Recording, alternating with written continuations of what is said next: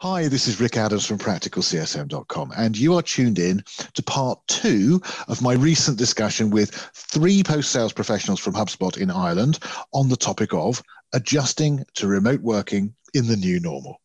Because this is part 2, my strong recommendation is to watch or listen to part 1 first if you've not done so already. So openness and honesty about the situation and making sure that people are aware of it.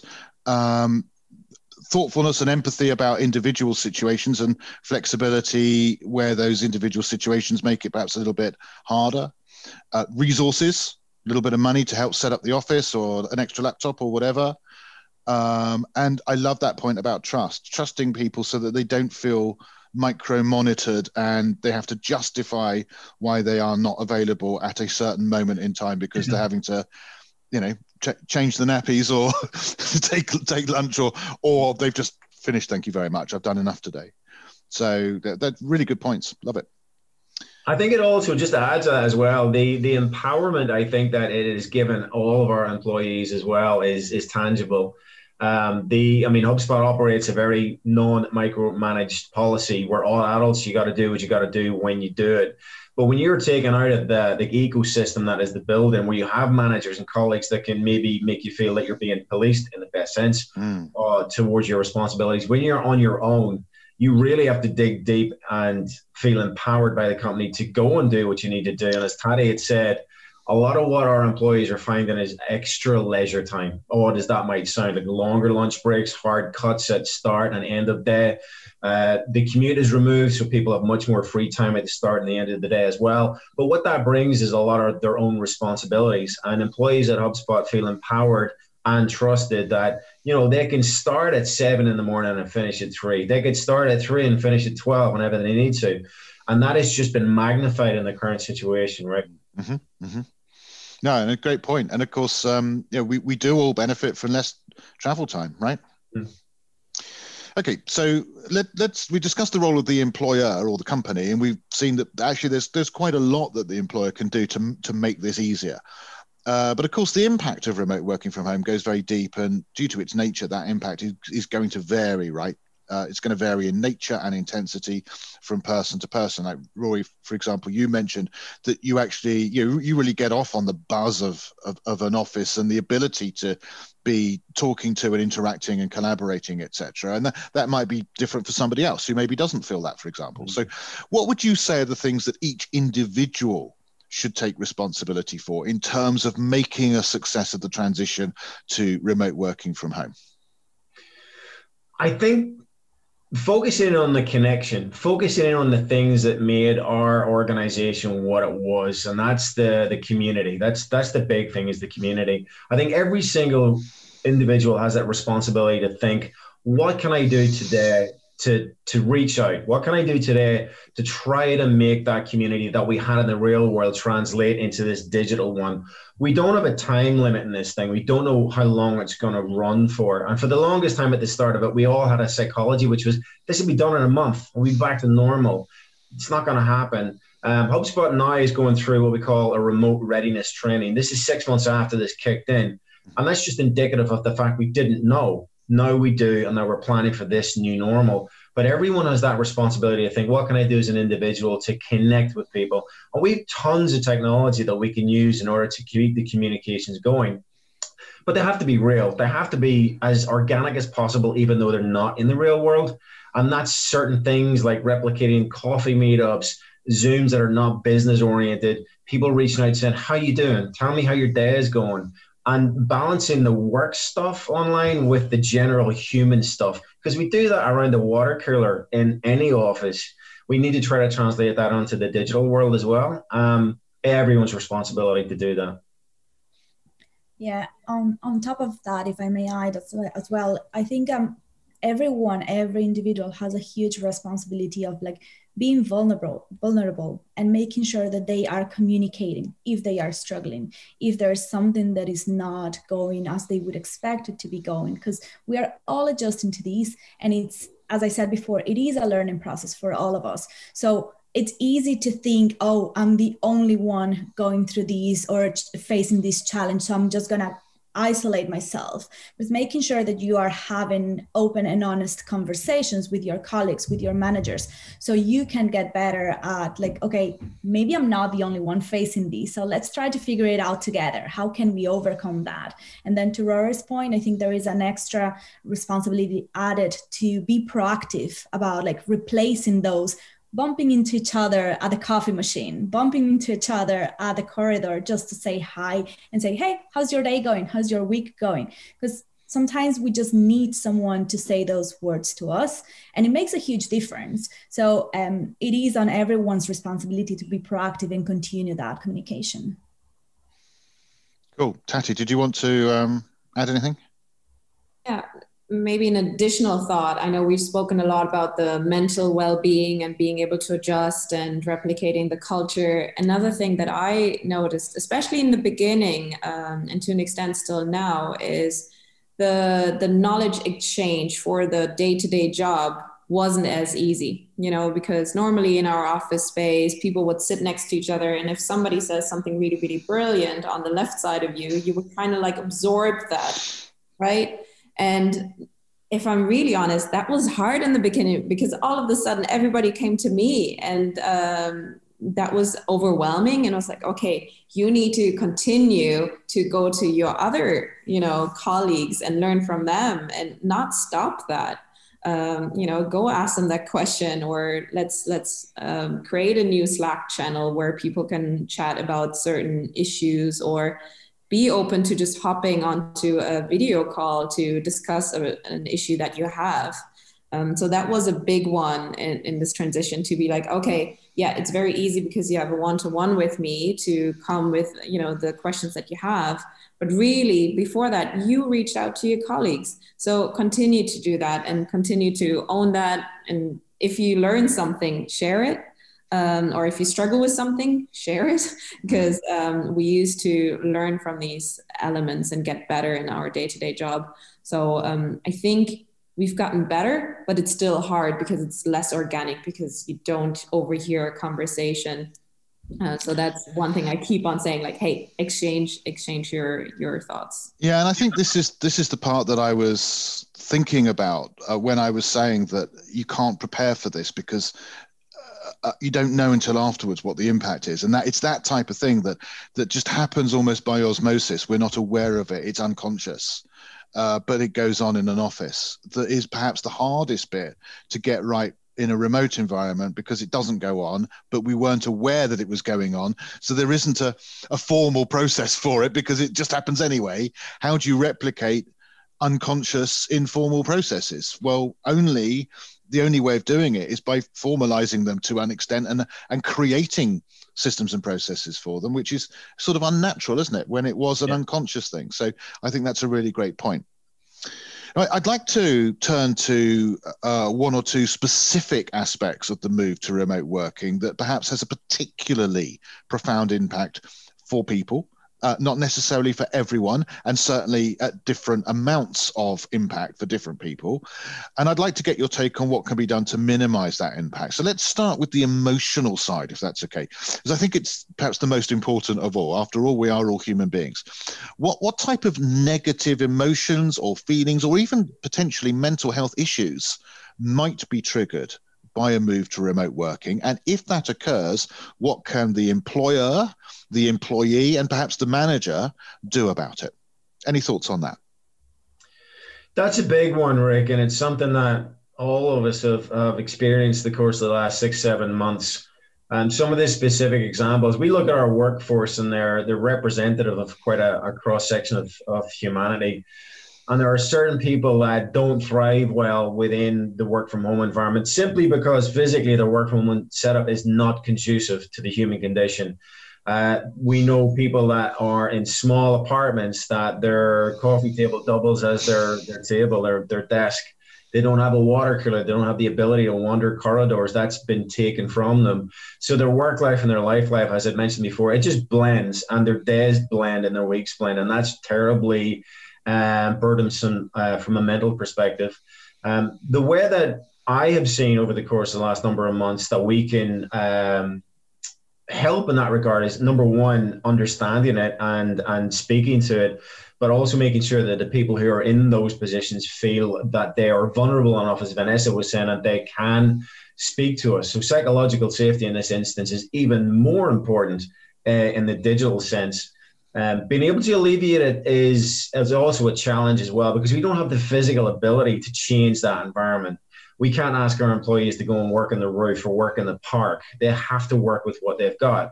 Now, as Taty mentioned, the stipend will help to a degree, but the environment and the ecosystem they're in is what it is. Some of the initiatives that we put together in the team that I work on are pulling in people from mental health awareness, mental wellness, physical wellness programs to conduct online training, online support, where our teams are able to drop in and speak to specialists that are across those disciplines of physical, spiritual, and mental wellness. And as much as anything else, it gives those individuals the sense that we are thinking about them, that we want them to take this very, very seriously. Yes, they're employees of a large corporation, but at the end of the day, they're still human beings. And we as managers and leaders have a serious responsibility and a duty of care towards them. So bringing in initiatives like that has helped a lot. And it will continue to help to not change the mindset, because we can't really do that, but to try to alleviate and get people thinking in different ways of their current setup. But that's the big challenge from a mental perspective, Rick. Yeah, I think Rory has mentioned some key elements there as to like what formal processes are, and like bringing in some professionals to help with physical and mental health as well. I think on the other side, there is, it's to understanding what each individual is going through. You might live in an apartment with several other like flatmates, right? And you might not have a specific space that is only you working. You might be sharing an open space with a lot of people. And on the other hand, you might have someone who lives alone. And that is tough as well, because they don't necessarily talk to many people.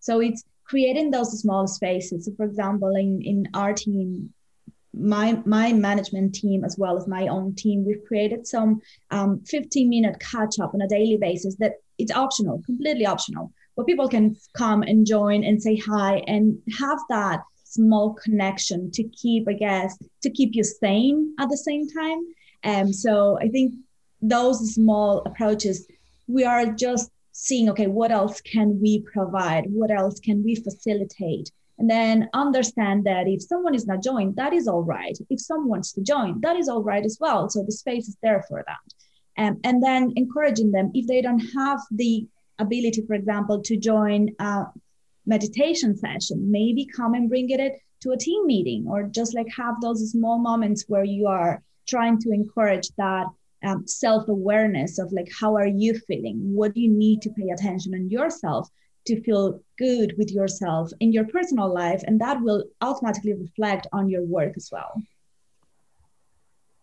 Yeah. Great. Thank you. Go ahead. One thing that I found really hard in my team was a lot of our customers had really heartbreaking stories, right? So even the day-to-day, one, we're no longer working as a team, but then also you speak to a lot of customers who are really struggling and are afraid of losing their business and can no longer pay their bills, had to let go of people. That was hard, right? And some of the people that had conversation after conversation after conversation around that kind of topic, that was a lot to process, right? So that was really difficult. Luckily, Hubspot could offer a bit of flexibility and whatnot for our clients, right? But still, listening to those stories, that was hard. And to give, your people on the team the space to talk about it was quite important. Great point. Great point. The second part, what I noticed because of that, intense workload also, like having all these conversations on top of your normal work, was that I also saw that people didn't take time off. And we actually had to say, like, take time off. You deserve it. You have not taken any time off in 4 months. That is not good. You're going to burn out. And really saying it over and over and over, I think is important, because you get stuck in your day-to-day, and that was hard for some people to make that switch and to actually say, yeah, okay, I need a week off, or I need 2 weeks off, even though I cannot go anywhere far, right? It will still help me to sleep in and, you know, watch Netflix or work on my sourdough skills, you know? So I think that was quite important in all of that. Great point also. Thank you very much, Taty.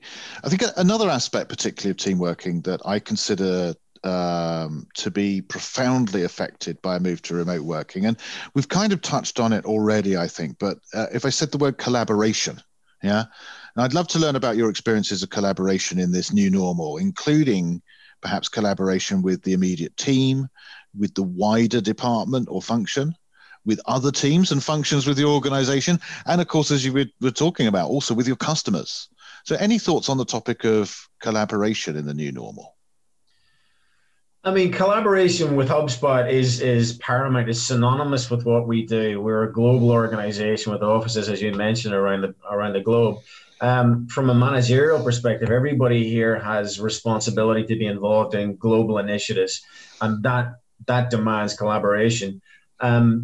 We would typically work with customers, colleagues from other parts of the world, and the only way we could do that would be technologically using Slack and email and Zoom. So nothing has really changed in that regard. So we got very, very, very good as leaders and collaborating with our peers in other offices, and we just maintain that going forward. It really hasn't taken any impact.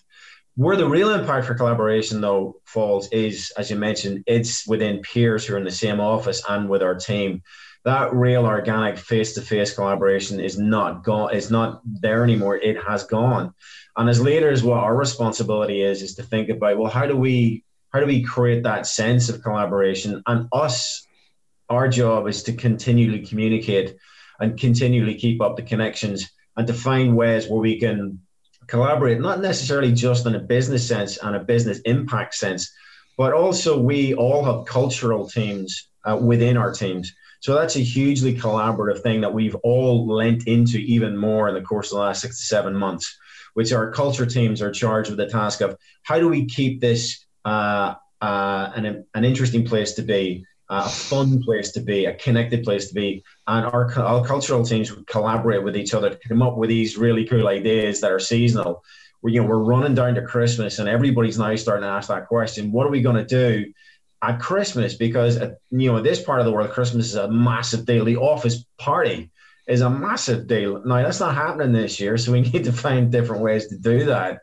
And that's where we need to be much more efficient and effective with our collaboration. So I suppose there's two things here. Our typical day-to-day business stuff, no impact. But the real human cultural collaboration, that's the bit that we really need to fix. I think in my opinion, I would even risk to say that in certain aspects, it has even gotten better, the collaboration. Just to give you an example of what I mean by that. Please do. On a small setup, if you're having a team meeting, right, and you have 2 team members that are actually working remotely for that day before, and you were all the rest of the group in the office, it was really hard to keep those 2 team members engaged or participating in the meeting, because it's just intimidating having a big group in a room and then 2 only individuals joining via Zoom, right? So in certain aspects, now that everyone is remote, it's kind of like making it equal for everyone to share their ideas, to collaborate that way. And then on the other hand is the collaboration on messages on Slack, for example, is creating a specific space to brainstorm. To your earlier point, we no longer learn by osmosis, right? Because we are not in the office. So how can we transfer that to maybe a place where we will be asking questions, sharing some ideas, some solutions, and then it's all stored there. So more people can benefit from that by searching on that information. I think in that aspect, it's, definitely not ideal, but I think it is something that we're getting better at. Cool. Okay.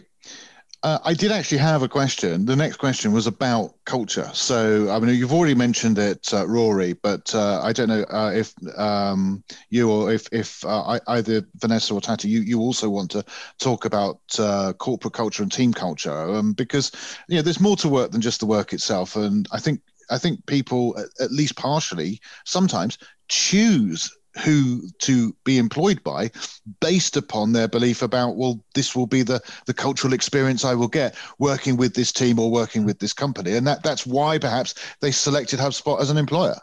So culture is such an important aspect of most people's working lives, I guess is what I'm saying. And how can a positive and energetic and enjoyable yet productive corporate or team culture be created and or maintained with this remote working model is my question. That I also note we've been talking quite a while, so please do keep this brief if you possibly can. Yeah, you're right. I mean, HubSpot's that place, and to be sort of candid about it, people do choose it because of the free beer, the free food, the events, people hooking up after work and hanging around and, playing PlayStation and what have you. That's part of our culture, and that's a real thing.